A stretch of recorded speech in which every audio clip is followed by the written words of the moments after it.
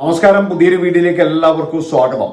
കൃഷ്ണഭക്ത താത്ത എന്തുകൊണ്ടാണ് സ്മൃതിയെ മാത്രം ടാർഗറ്റ് ചെയ്യുന്നത്? അതായത് അവരുടെ വീഡിയോ ഒരുപാട് പേര് ചെയ്യുന്നുണ്ട്. അതുപോലെ ഒരുപാട് പേര് എന്ന് പറഞ്ഞാൽ അവരെ ഇതിലും കൂടുതൽ മോശക്കാരിയാക്കിയിട്ടൊക്കെ വീഡിയോ ചെയ്യുന്ന ആൾക്കാരുണ്ട്.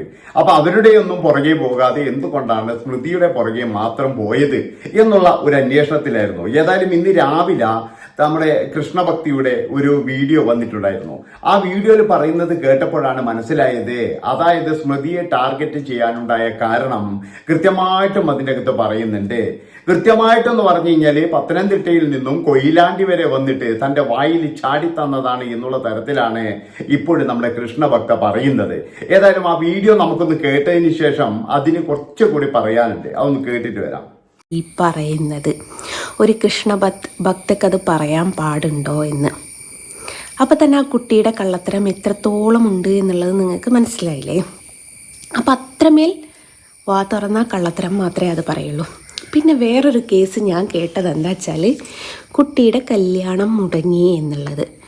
ആ ഒരു കാര്യത്തിൽ നിങ്ങൾക്ക് തന്നെ ഒന്ന് ചിന്തിച്ചാൽ അറിയാലോ, ഒരു വിവാഹം ഉറപ്പിച്ച് ആരെങ്കിലും എന്തെങ്കിലും ഒരു വ്യാജ പ്രചരണം നടത്തുമ്പോഴേക്കും ആ വിവാഹം മുടങ്ങാൻ സ്വാഭാവികമായിട്ടും നിൽക്കൂല. കാരണം അത് ആ കുട്ടി ഈ കോഴിക്കോട് ജില്ലയിൽ വന്നിട്ടില്ല, കൊയിലാണ്ടി എന്ന് പറഞ്ഞ സ്ഥലത്ത് വന്നിട്ടില്ലെങ്കിൽ അവർക്കത് പ്രൂവ് ചെയ്യാൻ പറ്റുന്നൊരു സംഭവമാണല്ലോ.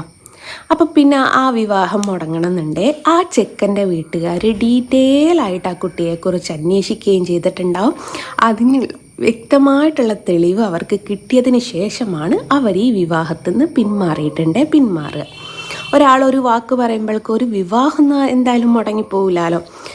അപ്പം അത്രമേൽ സത്യമുണ്ട് എന്നുള്ളത് ചെക്കൻ്റെ വീട്ടുകാർക്ക് അത് മനസ്സിലാക്കി.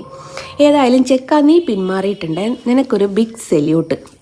ഇനിയിപ്പോൾ പിന്മാറിയിട്ടില്ലെങ്കിൽ കാലം ഇത് എങ്ങനെയാണ് തെളിയിച്ചു തരാമെന്നറിയോ? പലർക്കും പറ്റുന്നൊരു സംഭവമാണ്. ആദ്യം നിങ്ങൾ അബോർഷൻ ചെയ്യാൻ പോയാൽ പിന്നെ ദൈവം ഒരു കുഞ്ഞിനെ തരൂല.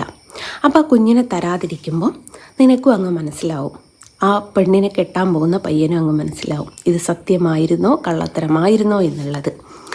പിന്നെ നിങ്ങൾ എന്നെ ഇങ്ങനെ കുരിശിലേറ്റുന്നതിൻ്റെ മുമ്പ് ആ കുട്ടിയെക്കുറിച്ച് അവളുടെ നാട്ടിലൊന്ന് നിങ്ങൾക്ക് ആർക്കെങ്കിലും ഒന്ന് അന്വേഷിക്കുന്നത് നല്ലതാണ്. കാരണം ഈ യൂട്യൂബ് ചാനൽ തുടങ്ങുന്നതിൻ്റെ മുമ്പ് ഓരോരോ പയ്യന്മാരുടെ കൂടെ ഓരോരോ സ്ഥലങ്ങളിൽ പോയൊരു പെണ്ണാണത്. ഈ പെണ്ണിനെ ഏതോ ലോഡ്ജിൽ നിന്ന് വരെ പിടിച്ചിട്ട് ലാസ്റ്റ് ഈ ലോഡ്ജിൽ നിന്ന് പിടിച്ചതിന് ശേഷമാണ് ഈ പെണ്ണൊരു യൂട്യൂബ് ചാനലുമായിട്ട് വീട്ടിൽ ഒതുങ്ങിയത്. ഇത്തരത്തിലുള്ള കാര്യങ്ങളൊക്കെ ഒന്ന് നിങ്ങൾ അന്വേഷിച്ച് നോക്കിയതിന് ശേഷം മാത്രം എനിക്കെതിരെ കല്ലെറിയോ ചളിവാരിയെറിയോ എന്ത് വേണേം ചെയ്തോളൂ. പിന്നെ ഒരു കാര്യം കൂടി, നിങ്ങൾ എത്ര ഇത് റിപ്പീറ്റ് ചെയ്ത് പറഞ്ഞാലും സത്യത്തെ മൂടി വെക്കാൻ പറ്റൂല. ആ കുട്ടിയുടെ കള്ളത്തരങ്ങൾ ഇത്രമേൽ വെളിച്ചത്ത് ചാടാൻ ആ കുട്ടിയുടെ പേജ് തന്നെ എടുത്ത് നോക്കിയാൽ കാണാം. ഒരു കാലത്ത് എന്നെ സപ്പോർട്ട് ചെയ്ത് വീഡിയോ ഇട്ട, ഗുരുവായൂർ പ്രശ്നമുണ്ടായ സമയത്ത് എന്നെ സപ്പോർട്ട് ചെയ്ത് വീഡിയോ ഇട്ടത് ആ കുട്ടിയുടെ പേജിലുണ്ട്. ഈ കുട്ടി ഇവിടെ വന്നു എന്ന് പറയുന്ന ആ ഡേറ്റിൻ്റെ ശേഷമാണ് ഈ കുട്ടി എനിക്ക് നെഗറ്റീവായിട്ട് വീഡിയോ ചെയ്യൽ തുടങ്ങിയത്. എല്ലാ വീഡിയോസും ആ കുട്ടിയുടെ അക്കൗണ്ടിലുണ്ട്, നിങ്ങളതെടുത്ത് നോക്കുക.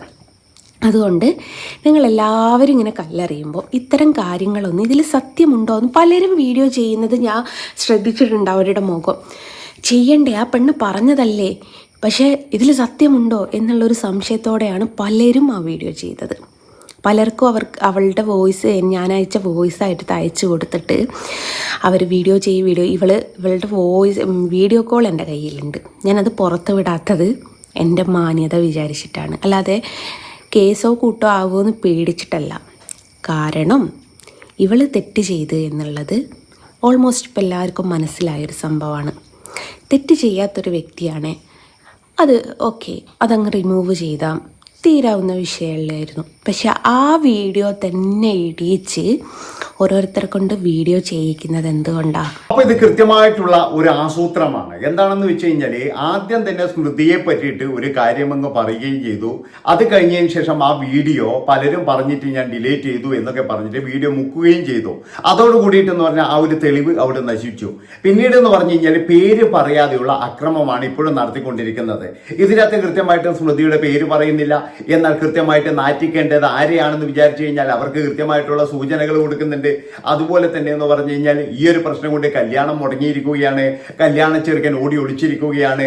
അതുമാത്രവുമല്ല, ഇവരുടെ മുന്നിൽ തന്നെ വന്ന് ചാടിയതാണ്. ഇവരുമായിട്ട് നല്ല ബന്ധമായിരുന്നു. ഇവരുടെ വീഡിയോ ഒക്കെ എന്ന് പറഞ്ഞാൽ നല്ല ഇതിൽ ഗുരുവായൂരിന്റെ പ്രശ്നത്തിന് മുൻപ് പറഞ്ഞു കഴിഞ്ഞാൽ ഇവരുടെ പിന്നെ ആരാധികയായിരുന്നു എന്നൊക്കെയാണ് ഇപ്പോൾ ഈ ജസ്ന പറയുന്നത്.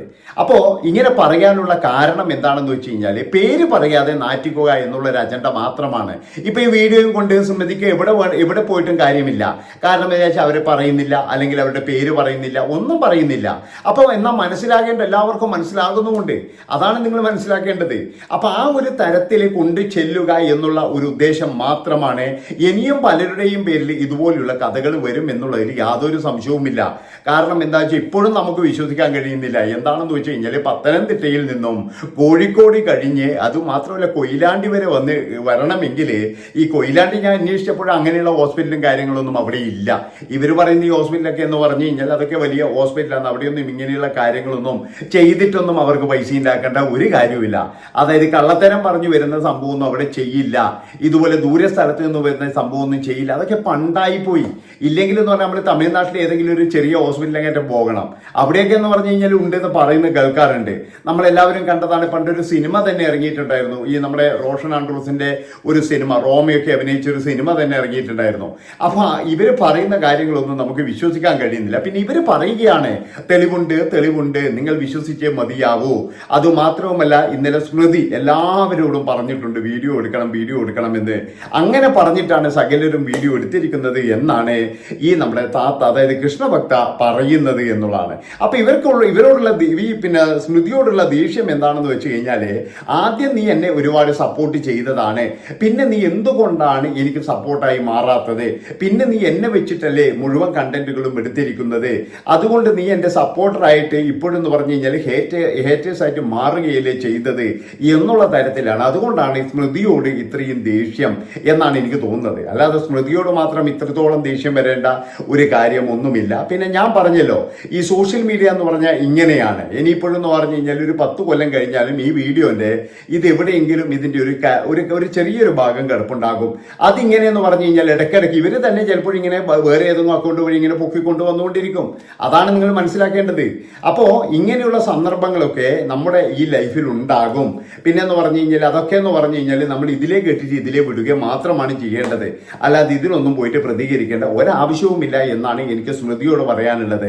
നിങ്ങളെ ക്ലിയർ ആണെങ്കിൽ, നിങ്ങളെ കെട്ടാൻ വരുന്നവന് എന്താ പറയേണ്ടത്? അവനെ ഈ ഒരു വീഡിയോ കൊണ്ട് നിങ്ങളെ വിശ്വാസം നഷ്ടപ്പെട്ടിട്ടുണ്ടെങ്കിൽ നിങ്ങൾ കെട്ടാണ്ടിരിക്കുന്നതാണ് നല്ലത്. അല്ലാതെ ഈ സ്ത്രീ പറയുന്നത് പോലെ നിങ്ങൾ എന്താ പറയേണ്ടത്? അവിടെ പത്തനംതിട്ട ജില്ലയിൽ നിന്നും ഇവിടെ വന്നിട്ട് ഇത് ചെയ്യാന്ന് പറഞ്ഞു കഴിഞ്ഞാൽ ഒരാൾ പോലും വിശ്വസിക്കത്തില്ല.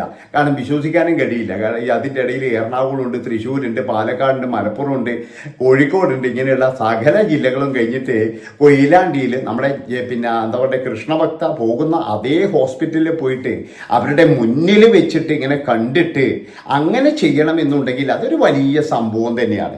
അപ്പൊ ഇവരുടെ ദേഷ്യം എന്ന് പറഞ്ഞു കഴിഞ്ഞാൽ ഇതാണ്. ആദ്യം സപ്പോർട്ട് ചെയ്തു, എന്തുകൊണ്ട് പിന്നീട് എന്നെ സപ്പോർട്ട് ചെയ്തില്ല? ഈ ഒരൊറ്റ കാരണം കൊണ്ട് തന്നെയാണ് സ്മൃതിയുടെ പുറകെ കൂടിയിരിക്കുന്നത് എന്നാണ് എനിക്ക് തോന്നിയിട്ടുള്ളത്. അപ്പോൾ ഇത്രയും പറഞ്ഞുകൊണ്ട് ഈ ഒരു വീഡിയോ ഇവിടെ വെച്ച് വൈൻഡപ്പ് ചെയ്യാണ്. ഇഷ്ടപ്പെട്ട് കഴിഞ്ഞാൽ എല്ലാവരും കൂടെ കൂടിക്കോ.